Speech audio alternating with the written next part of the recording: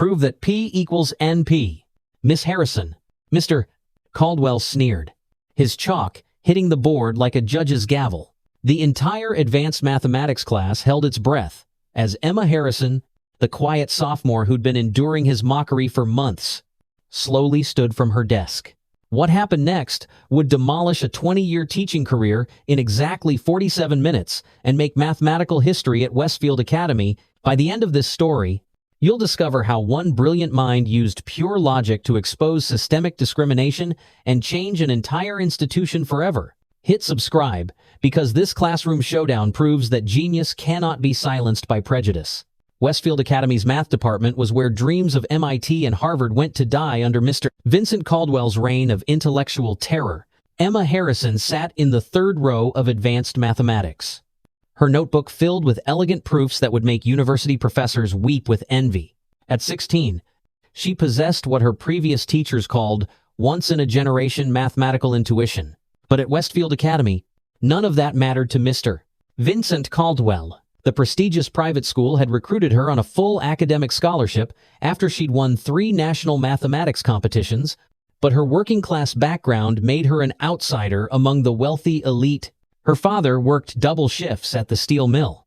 Her mother cleaned offices at night, and Emma wore the same 3 uniforms in rotation while her classmates sported designer accessories, yet none of this dimmed the fire in her mind that saw patterns where others saw chaos, solutions where others saw impossibility.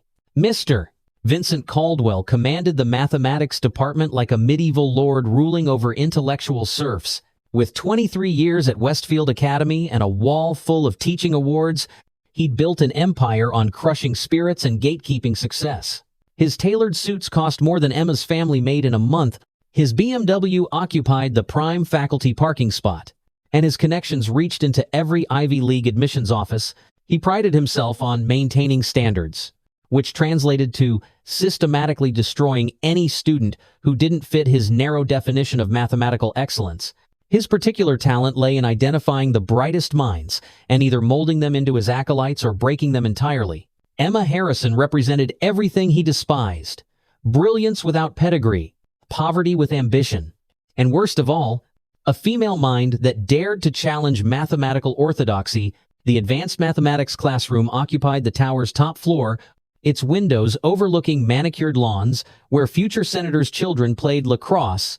22 students filled the space, each desk worth more than most public schools' entire furniture budget.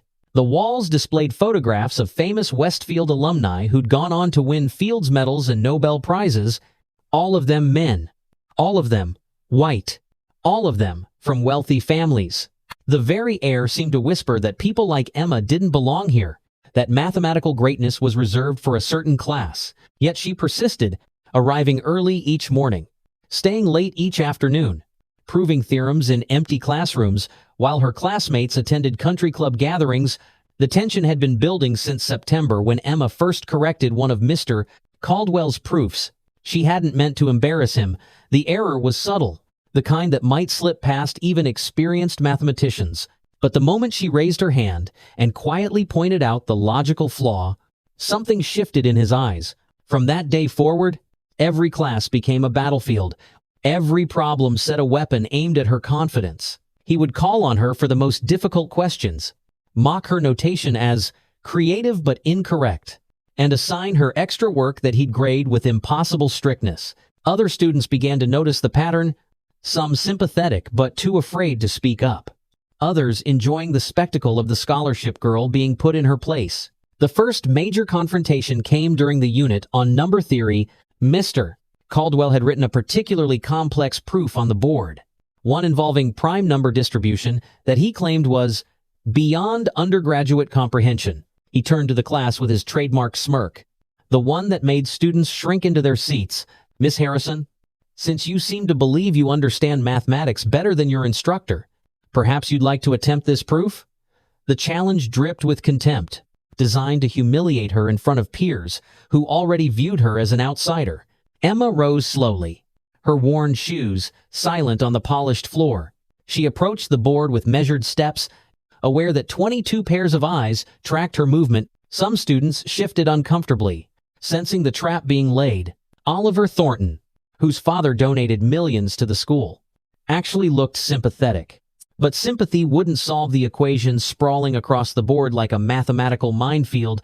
Emma picked up the chalk, its weight familiar in her fingers, and began to write. Her notation flowed with elegant precision, each step building upon the last, constructing a bridge across the logical chasm Mr.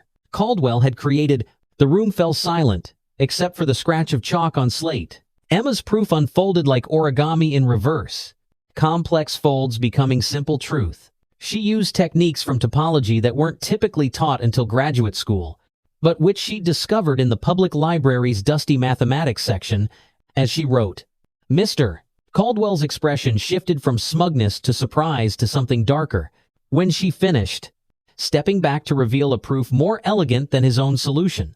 The classroom held its breath. Interesting approach, he said, his voice tight, though hardly conventional in real mathematics, Miss Harrison. We follow established methods, not flights of fancy. He erased her work with violent strokes, but not before several students had photographed it with their phones. 3 weeks later, Mr. Caldwell escalated his campaign. The midterm exam results were being returned, and he made a show of distributing them personally, commenting on each student's performance. Excellent work as always, Mr. Thornton. Your father would be proud. Ms. Chen, your approach to problem 17 showed real insight. When he reached Emma's desk, he held her paper high for all to see. Class, I want you to observe what happens when someone tries to be too clever. Her paper was covered in red ink, with a grade of 62% circled aggressively at the top. Miss Harrison attempted to use non-standard methods on nearly every problem, he announced, pacing the front of the room like a prosecutor. While her answers are technically correct, mathematics is about more than just getting the right answer. It's about discipline, tradition, and respecting established pathways to knowledge. He began going through her solutions one by one, critiquing her notation, her methodology, even her handwriting. This is what happens when we admit students who haven't had proper mathematical preparation, he said. The implication clear to everyone: public school mathematics simply doesn't prepare one for the rigors of real academic work. Emma's hands trembled as she listened to him dissect her work. She knew every solution was correct, knew her methods were not just valid but often more efficient than traditional approaches. Around here, classmates shifted uncomfortably. Grace Wellington, usually too absorbed in her social media to care about class drama, actually put her phone down. Marcus Rivera, who'd struggled with similar treatment from Mr. Caldwell the previous year, clenched his fists under his desk. But it was Ashley Kim who finally spoke up. Excuse me, Mr. Caldwell, she said, her voice carefully controlled. I used similar methods on problem 12 and received full credit. The room froze. Mr. Caldwell's face flushed red. Miss Kim, your execution was superior, and your mathematical foundation, coming from Phillips Exeter, is considerably stronger. The bias could not have been more blatant. The breaking point arrived on a Thursday morning in November. Mr. Caldwell had spent the week teaching the Riemann hypothesis, one of mathematics' great unsolved problems. He used it as an example of why certain minds should focus on achievable goals rather than impossible dreams. His eyes found Emma every time he emphasized these points. On Thursday, he announced a special challenge. I've prepared a problem set related to our discussion of the Riemann hypothesis, he said, distributing papers face down. These are questions from the International Mathematics Olympiad, the most challenging competition in the world. Don't be discouraged if you can't solve them. They're meant to humble even the brightest minds. When students flipped their papers, gasps echoed through the room. The problems were notoriously difficult, the kind that stumped PhD candidates. But Emma noticed something else. Her paper was different. While others received 3 problems, hers contained 5 and HA, including 2 that weren't from any Olympiad but appeared to be created specifically to target her weaknesses, or what Mr. Caldwell assumed were her weaknesses. You have 90 minutes, he announced, and remember, partial credit will not be given for creative approaches, only rigorous. Traditional solutions will be accepted. Emma studied the problems, her mind already seeing patterns, connections, pathways through the mathematical maze. The first 3 were challenging but manageable. The fourth was a clever trap designed to waste time on circular reasoning. But the fifth was beautiful in its complexity. A problem that seemed to connect to something she'd been working on independently. As she began to write, she realized this wasn't just about solving problems anymore. This was about proving that brilliance couldn't be contained by prejudice. That poverty didn't diminish genius. That a girl from the wrong side of town could see truths that eluded those who believed mathematics belonged only to them. Her pencil flew across the page. And for the first time in months, she smiled. When the 90 minutes expired, Mr. Caldwell collected the papers with obvious anticipation. He'd planned this moment for weeks, crafting problems he believed would finally break Emma's spirit. As students filed out, he called after them, "Results will be posted tomorrow. I expect this will be a learning experience for everyone about the importance of knowing one's limitations." Emma was the last to leave, and as she passed his desk, he couldn't resist one final jab. "I hope you didn't waste too much time on the fifth problem, Miss Harrison. It's based on work that stumped professional mathematicians for decades." That evening, the advanced mathematics group chat exploded with activity. Students compared answers, commiserated over the difficulty, and speculated about scores. Oliver Thornton admitted he'd only managed to complete 2 problems. Ashley Kim had attempted all 3 but wasn't confident about her solutions. Then Marcus Rivera dropped a bombshell. Did anyone else notice Emma's test was different? She had 5 problems instead of 3? The chat went silent before erupting in outrage. Screenshots began circulating, showing the clear discrimination. Grace Wellington, who'd been documenting Mr. Caldwell's behavior all semester, added her evidence to the growing pile. Friday morning arrived gray and forbidding, matching the mood in the mathematics tower. Students gathered in clusters, whispering about the previous day's test and the revelations from their group chat. When Mr. Caldwell entered, his confidence was palpable. He carried the graded papers like trophies, his smile sharp enough to cut glass. "Before we discuss yesterday's challenge," he began, "I want to address the rumors circulating about different test versions. Yes, I gave Miss Harrison additional problems. When a student consistently claims superior understanding, it's only fair to provide opportunities to demonstrate that claimed brilliance." He began returning papers with theatrical flair, saving Emma's for last. "Mr. Thornton, 78%. Respectable effort. Miss Kim, 83%. Excellent work." Each score was met with relief or disappointment, but all eyes remained fixed on Emma's paper, still clutched in his hands. "Now, class, what we're about to witness is why humility is essential in mathematics." Miss Harrison attempted all 5 problems, including one that connects to the Riemann hypothesis itself. He paused for effect. She scored 38%. Emma's head snapped up. "That's impossible," she said, her voice steady despite the tremor in her hands. "I solved every problem, including your special 5th question." Mr. Caldwell's smile widened. "Solved is a strong word. Miss Harrison, your unconventional approaches led to fundamental errors. Perhaps if you'd focused on mastering basic techniques instead of trying to revolutionize mathematics." But Emma was already on her feet, moving toward the board with purpose. "Show me," she demanded. "Project my solutions and show me these fundamental errors." The challenge hung in the air like an electric charge. Students held their breath as Mr. Caldwell hesitated. To refuse would appear cowardly, but to accept, "Very well," he said, his voice cold. "Let's examine your failure in detail." He connected his tablet to the projector, and Emma's test filled the screen. But as her solutions appeared, gasps echoed through the room. Her work was elegant, precise, and undeniably correct.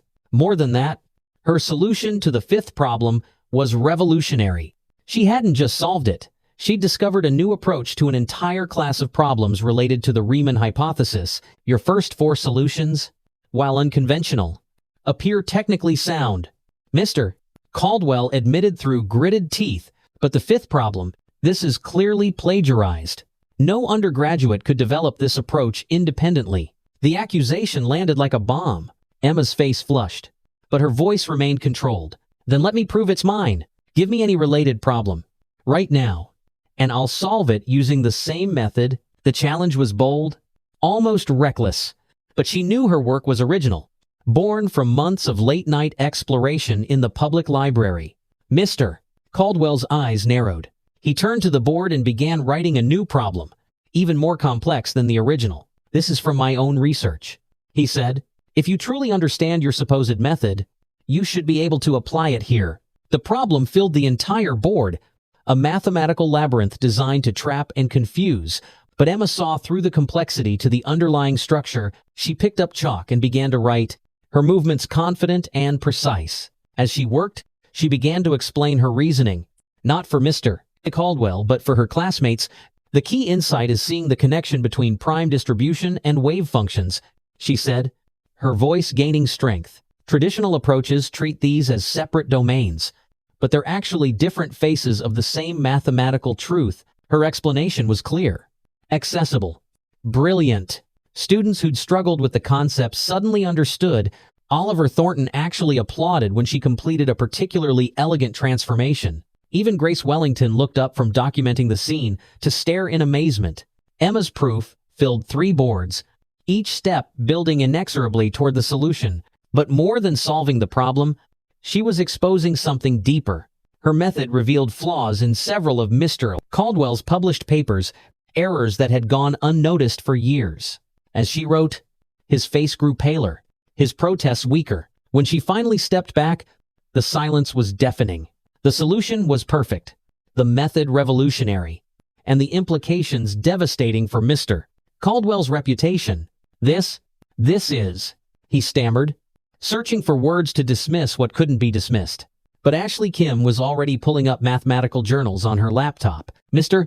Caldwell, isn't this similar to the approach you claimed was impossible in your 2018 paper on prime gaps?"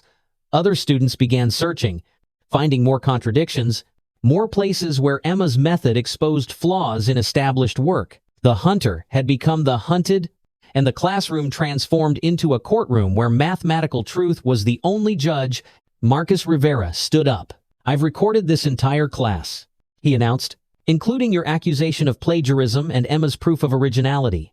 Grace Wellington added, "I've documented every instance of discrimination this semester. The different test versions, the biased grading, the constant humiliation." One by one, students revealed they'd been collecting evidence, building a case that was now undeniable. Mr. Caldwell's empire, built on intimidation and favoritism, crumbled in real time. Dr. Patricia Chen, the department chair, arrived within minutes of receiving the flood of emails and messages from students. She surveyed the boards covered in Emma's work, the projected test showing blatant discrimination, and Mr. Caldwell's ashen face. "Vincent, my office. Now," she commanded. As he gathered his materials with shaking hands, he turned to Emma one last time. "This isn't over," he whispered, but Emma simply smiled. "Yes, it is," she replied. "Mathematics doesn't lie. Mr. Caldwell, it doesn't care about wealth or connections or prejudice. It only cares about truth." As Mr. Caldwell left, the classroom erupted. Students surrounded Emma, congratulating her, apologizing for their silence, promising to support her going forward. Oliver Thornton shook her hand. "I'm sorry I didn't speak up sooner," he said. "My father always told me not to rock the boat, but you just showed us that sometimes the boat needs to be capsized." Ashley Kim was already on the phone with her mother, a mathematics professor at Princeton, describing Emma's breakthrough. "Mom wants to meet you," she told Emma. "She says your approach could have major implications for several open problems in number theory, but it was Marcus Rivera who captured the moment best." "You didn't just solve a math problem," he said. "You solved a justice problem with actual math. That's the most beautiful thing I've ever seen." As students began sharing the recorded video, Emma realized this was bigger than just her victory. This was about every student who'd been told they didn't belong, every brilliant mind dimmed by prejudice, every dream deferred by discrimination. And it was just the beginning. Within hours, the video of Emma's triumph had spread throughout Westfield Academy. Students who'd suffered under Mr. Caldwell's tyranny for years finally felt validated. By lunch, a formal complaint had been filed with the administration, signed by every student in advanced mathematics, and supported by dozens of alumni who shared their own stories of discrimination. Mr. Caldwell, who'd ruled through fear for over 2 decades, found himself isolated and exposed. His request for a meeting with the Board of Trustees was denied. His key to the faculty lounge was deactivated. The empire he'd built on crushing student dreams collapsed in less than a day. The mathematics department held an emergency meeting that afternoon. Dr. Chen presented Emma's work to the assembled faculty, many of whom were stunned by its elegance and originality. Professor Williams, who'd been silenced by Mr. Caldwell's politics for years, finally spoke up. "I've watched Vincent destroy brilliant students for 2 decades," he said. "Always the ones who didn't fit his narrow definition of who belongs in mathematics. How many Emma Harrisons have we lost because we stayed silent?" The question hung heavy in the air as faculty members confronted their complicity in allowing discrimination to flourish. By 3 p.m., Mr. Caldwell had cleared out his office. Students gathered to watch as he carried boxes to his BMW, his departure marking the end of an era. But Emma wasn't among them. She was in the library, working on extending her method to other problems, focused on the future rather than dwelling on the past. When Oliver Thornton found her there, he was struck by her calm. "You just took down the most powerful teacher in school?" he said. "Don't you want to celebrate?"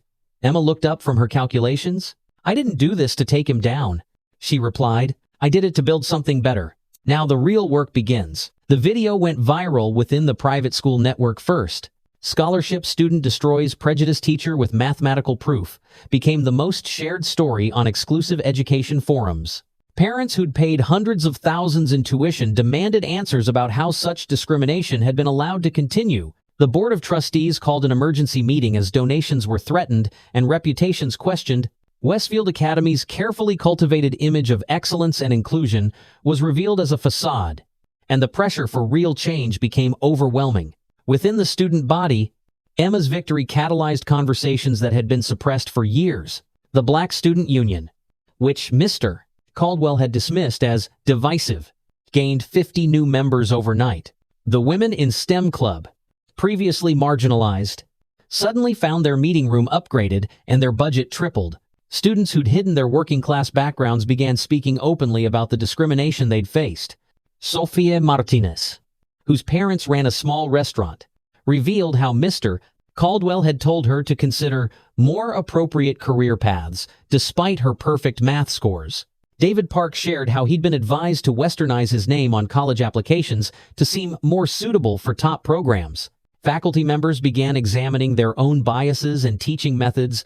Professor Anderson apologized to his classes for years of microaggressions he'd never recognized. Dr.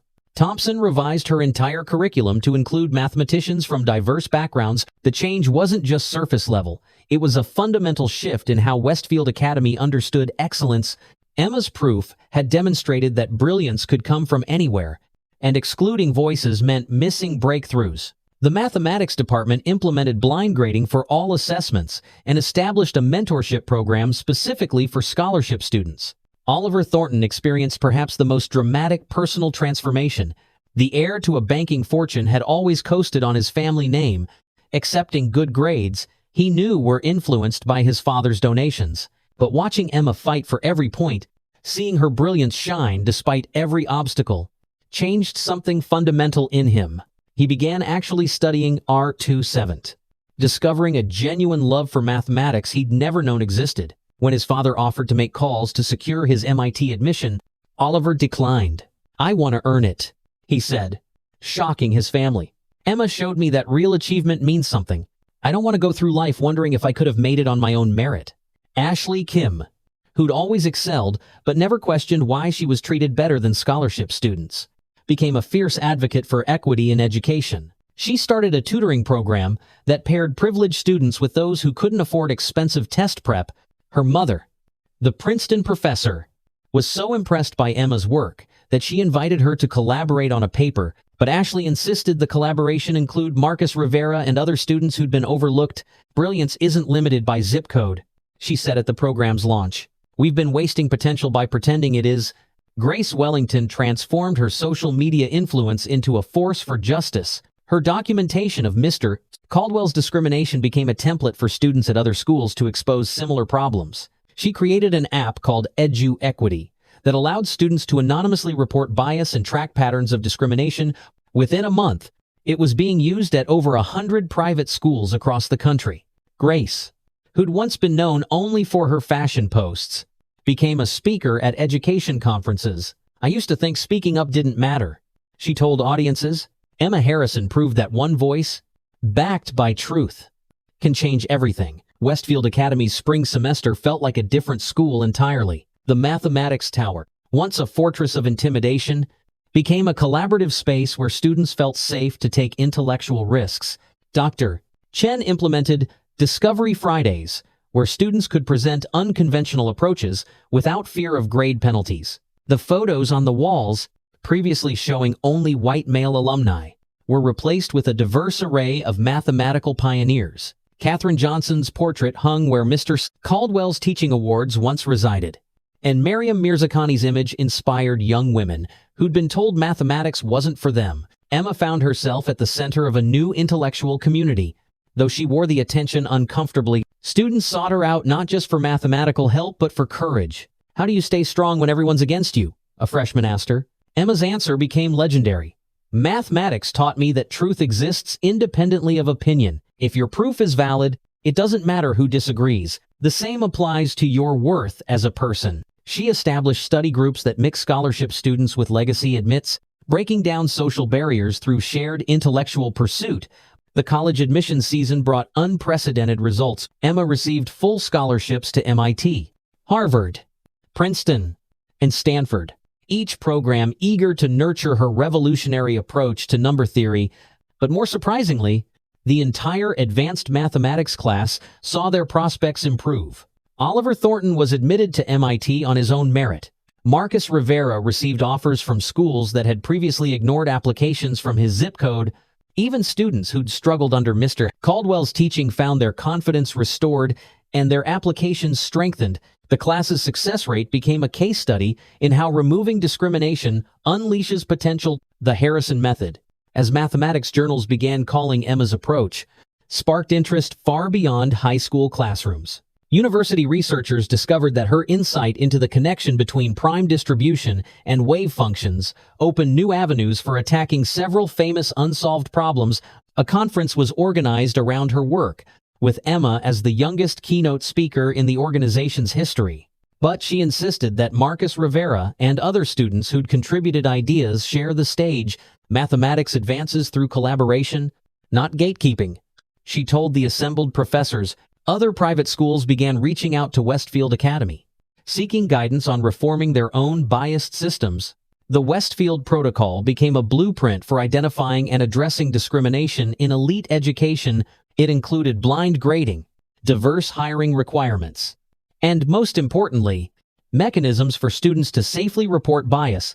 Schools that implemented the protocol saw immediate improvements in both student performance and satisfaction. The change was particularly dramatic for students from underrepresented backgrounds who finally felt their brilliance would be recognized rather than suppressed. Media attention followed, with major news outlets covering the story of how one student's mathematical proof exposed decades of discrimination.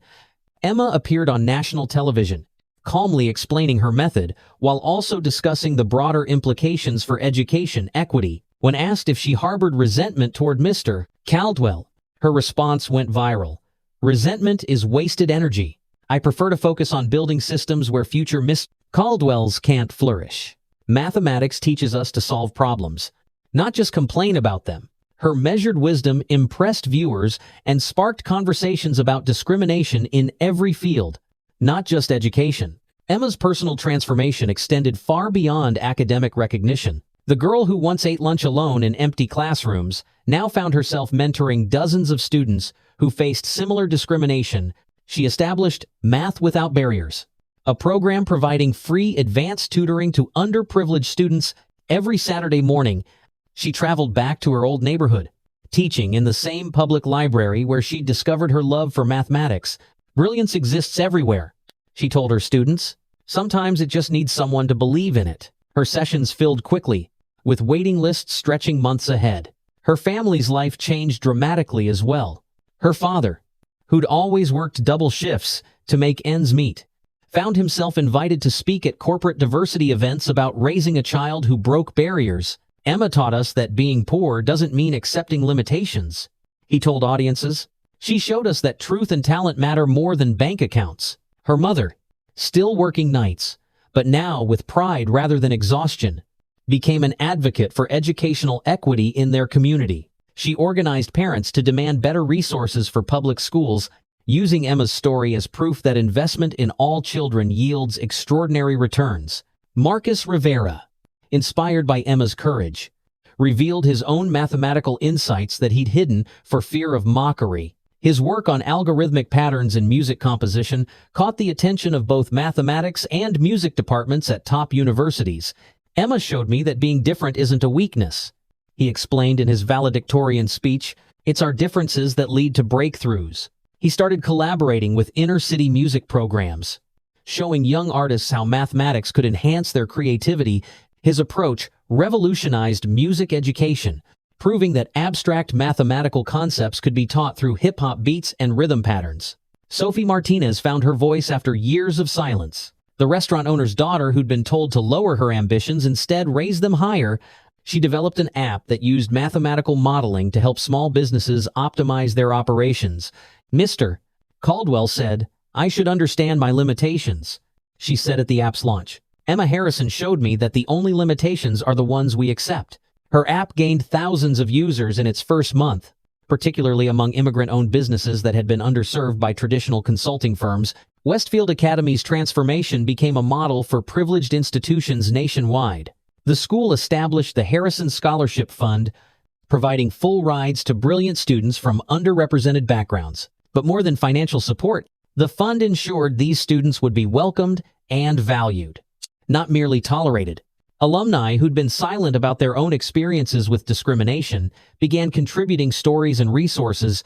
A former student from the 1990s revealed how Mr. Caldwell had derailed her mathematics career with similar tactics. She donated $5 million specifically for programs supporting women in STEM. The ripple effects reached into the broader community surrounding Westfield. Local public schools, previously ignored by the elite institution, suddenly found themselves partnered with mentorship programs. Westfield students were required to volunteer as tutors in underfunded schools, breaking down the barriers between privilege and poverty. The program's success was undeniable. Test scores in partner schools rose by an average of 30%, with mathematics showing the strongest gains. Talent is universal, Dr. Chen said at a community celebration. Emma Harrison reminded us that opportunity should be too. Parents who'd previously valued Westfield only for its prestige began appreciating its newfound commitment to justice. Parent-teacher conferences transformed from discussions about maintaining advantage to conversations about fostering genuine excellence. The Parents Association, once focused solely on fundraising galas, established a committee dedicated to ensuring no qualified student was excluded for financial reasons. They raised $12 million in the first year, enough to provide full scholarships to 50 students who would have otherwise never dreamed of attending Westfield. The transformation extended to hiring practices as well. The mathematics department actively recruited teachers from diverse backgrounds, prioritizing those who'd overcome obstacles in their own educational journeys. Dr. Amara Okafor, hired to replace Mr. Caldwell, had grown up in Nigeria and fought for every educational opportunity. Her first day teaching, she told students, "I stand here because someone saw my potential when others saw only my differences. That's what we'll do in this classroom, see potential and nurture it, regardless of its source." The scandal prompted a complete overhaul of Westfield Academy's governance structure. The Board of Trustees, previously dominated by wealthy donors with little educational expertise, was restructured to include educators, community representatives, and notably, 2 student positions. Emma was elected as the first student trustee, where her voice carried equal weight in decisions affecting thousands of students. Her first motion was to establish transparent grading criteria and appeals processes for all departments.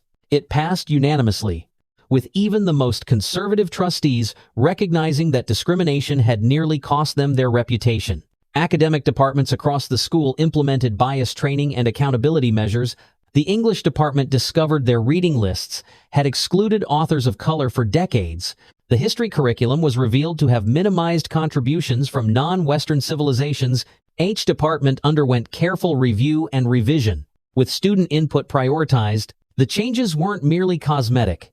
They represented a fundamental shift in how knowledge was valued and transmitted.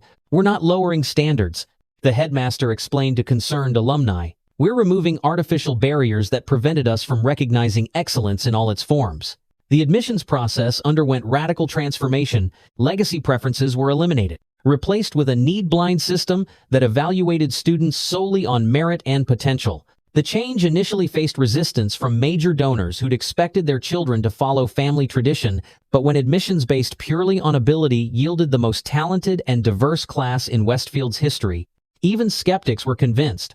The freshman class included students from 47 countries, speaking 32 languages, with economic backgrounds ranging from homeless shelters to billionaire families. Yet in the classroom, only their ideas mattered. Universities took notice of Westfield's transformation. Harvard's admissions dean visited to study their new evaluation methods. MIT's mathematics department established a partnership to identify and nurture talented students, regardless of background. The Westfield model became required reading and education policy courses. What had begun as one girl's refusal to accept discrimination evolved into a blueprint for institutional change that influenced education policy nationwide. Emma's story transcended educational circles, becoming a symbol of how individual courage could challenge systemic injustice. Her appearance on 60 Minutes drew the largest audience in 5 years. When asked about her approach to facing discrimination, she offered advice that resonated globally. Document everything. Excel undeniably. And remember that truth has a power that privilege can't match. The segment sparked conversations in boardrooms and classrooms worldwide about unconscious bias and missed opportunities. Tech companies began recruiting differently after Emma's story highlighted how bias eliminated brilliant minds from their talent pool. Google established the Harrison Fellowship for students from underrepresented backgrounds pursuing mathematics and computer science. Apple created innovation labs in underserved communities, recognizing that the next breakthrough could come from anywhere. Microsoft revised their entire internship program to eliminate advantages for students from elite schools. Emma Harrison proved that genius doesn't follow zip codes. Their CEO stated, "We can't afford to miss the next revolutionary thinker because of outdated assumptions." International education ministers studied the Westfield transformation as they grappled with inequality in their own systems. Finland, already known for educational excellence, invited Emma to consult on making their system even more inclusive. Singapore restructured their gifted programs after realizing they'd been identifying privilege rather than potential. Even countries with rigid class systems began questioning whether they were wasting intellectual resources by limiting opportunities. Emma's mathematical proof had become proof of a larger principle: human potential is uniformly distributed, but opportunity is not. The movement, inspired by Emma's stand, spread beyond education into every field where gatekeeping had limited diversity. Medical schools examined why certain communities were underrepresented in their programs. Law firms questioned hiring practices that favored particular schools. Even symphony orchestras, after learning about Emma's story, began holding blind auditions to eliminate bias. The principle was simple but revolutionary. Judge the work, not the worker. Let excellence speak for itself, regardless of its accent. Within 5 years, Emma Harrison had become more than a person, she'd become a principle. The Harrison test entered educational vocabulary as a measure of whether systems truly rewarded merit or merely perpetuated privilege. Schools would ask, would an Emma Harrison thrive here, or would she be crushed? Her mathematical proof, now studied in university courses, served dual purposes: advancing number theory while demonstrating how discrimination impedes human progress. Professors taught her method alongside lessons about institutional bias, showing how prejudice doesn't just harm individuals but delays discoveries that could benefit humanity. The mathematics tower at Westfield, once a symbol of intimidation, was renamed Harrison Hall, but Emma insisted it also honor others who'd fought discrimination. Plaques throughout the building told stories of students who'd been silenced, teachers who'd been marginalized, discoveries that had been delayed by bias. The building became a museum of both mathematical beauty and social justice, visited by thousands of students annually. Many left inspired not just to solve equations but to solve inequities. Her influence extended to popular culture as well. A major film studio produced The Proof, a movie about her confrontation with Mr. Caldwell. Though Emma insisted the film show her mistakes and struggles, not just her triumph, audiences worldwide were inspired. The scene where she solved the impossible problem while explaining her method became iconic, spawned countless memes, and inspired young people to pursue mathematics. Theater groups performed stage adaptations, adding local stories of discrimination overcome. Her story became a universal narrative of truth defeating power. 3 Nobel laureates cited Emma's work in their acceptance speeches, noting how her approach had influenced their own breakthroughs. But more meaningfully to Emma, thousands of students wrote to share how her example had given them courage to persist despite discrimination. A girl from rural Alabama who'd been told she wasn't college material was graduating from Yale. A boy from Somalia whose teachers assumed he couldn't excel in abstract subjects was heading to Caltech. Each letter reinforced that individual courage could inspire collective change. The lesson from Emma's story extended far beyond mathematics or education. She had demonstrated that excellence couldn't be suppressed indefinitely. That truth had an inherent power that transcended social hierarchies. In an era of increasing inequality, her example offered hope that merit could still triumph over privilege. That brilliance could emerge from any background if given the chance. Her story became required reading in business schools, studying innovation, in sociology courses, examining social change, in psychology classes, exploring resilience. Systems of oppression require our compliance to function, Emma said in her TED Talk, which became the most watched in the platform's history. When we refuse to accept artificial limitations, when we insist on being judged by our work rather than our background, we don't just free ourselves, we free human potential. She spoke of mathematics as a metaphor for truth itself, immutable, universal, and ultimately more powerful than any social construct. Her words inspired movements in fields from art to athletics. Anywhere talent had been constrained by prejudice, the American dream itself was redefined through Emma's example. No longer was it simply about individual success through hard work. Instead, it became about creating systems where hard work from anyone could succeed. Politicians cited her story when pushing for education reform. CEOs referenced her breakthrough when explaining why diversity improved innovation. Even Supreme Court justices mentioned her case when ruling on discrimination issues. Emma Harrison had become shorthand for why equal opportunity mattered, not just morally but practically. Her influence on mathematics continued to grow as well. The Harrison method opened new avenues in number theory, leading to breakthroughs in cryptography, quantum computing, and artificial intelligence. But Emma always emphasized that these advances were possible only because she'd been given the chance to contribute. How many discoveries have we delayed because we told certain people they didn't belong in mathematics? She asked. How much farther would humanity be if we judged ideas by their merit rather than their source? If you've ever been told you don't belong, that your dreams are too big for someone like you, remember this. Emma concluded every speech. Mathematics doesn't care about your bank account, your skin color, or your gender. It cares only about logic, creativity, and persistence. The same is true for every field of human endeavor. Excellence is your birthright, regardless of what anyone tells you. Document discrimination when you face it. Excel undeniably in your chosen field, and create systems that recognize brilliance wherever it blooms. She challenged viewers to examine their own biases, asking uncomfortable questions. Who have you overlooked because they didn't fit your image of success? What breakthroughs might be waiting in minds you've dismissed?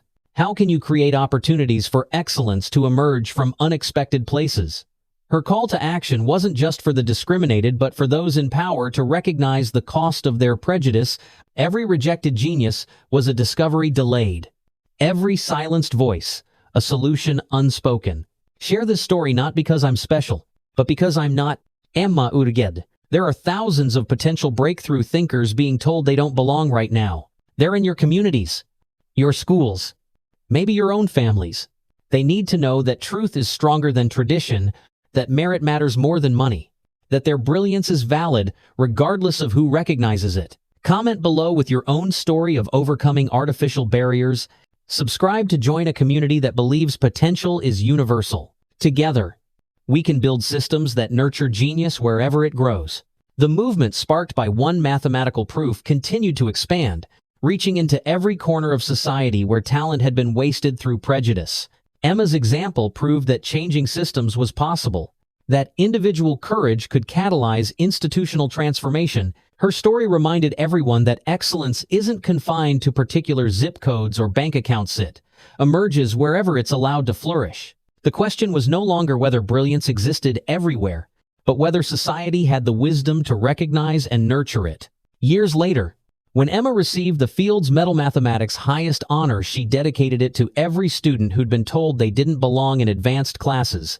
Standing before an audience of the world's greatest mathematicians, she held the medal high and said, "This belongs to everyone who refused to let prejudice define their potential, to every teacher who sees brilliance regardless of its packaging, to every system brave enough to value merit over tradition, and to every young person watching who's been told their dreams are too big. They're not. The world needs your contributions. Don't let anyone convince you otherwise." The standing ovation lasted 12 minutes, but the impact lasted forever. Textbooks rewrote their histories to include previously overlooked mathematicians. Universities restructured their recruitment to reach untapped communities. Countries revised educational policies to identify and nurture talent, regardless of socioeconomic background. The Harrison effect, as sociologists termed it, demonstrated how one person's courage could reshape institutions, industries, and ideologies. Mr. Caldwell, now teaching at a community college after being blacklisted from elite institutions, eventually wrote a letter of apology to Emma. "You taught me that mathematics is bigger than my prejudices," he admitted. "I wasted decades crushing brilliance instead of nurturing it. I can't undo that damage, but I can spend my remaining years trying to be the teacher I should have been." Emma published his letter, not to humiliate him but to show that even the most entrenched mindsets could change when confronted with undeniable truth. As Emma's story spread, it became more than inspiration. It became instruction. Parents learned to advocate for their children against biased systems. Teachers examined their own assumptions about student potential. Students found courage to persist, despite discrimination. The mathematical proof that exposed prejudice became proof that change was possible, that excellence could emerge from anywhere, and that truth, backed by courage, could transform the world. Emma Harrison hadn't just solved an impossible problem, she'd proven that the most impossible problems of all were the limits we placed on human potential, and in doing so, she'd given everyone permission to exceed those limits, to demand recognition for their brilliance, and to build a world where genius was welcomed wherever it bloomed. The video ends with a simple message. Excellence has no color, no class, no predetermined address.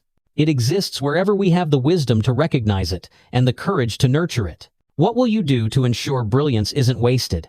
Comment your commitment below. Subscribe to stories that prove potential is universal. Share this to inspire someone who needs to hear that their dreams are valid. Together, we can solve the greatest equation of all: how to build a world where every mind can contribute its best ideas. The solution begins with you. 10 years after that fateful day in advanced mathematics, Emma returned to Westfield Academy for a special ceremony.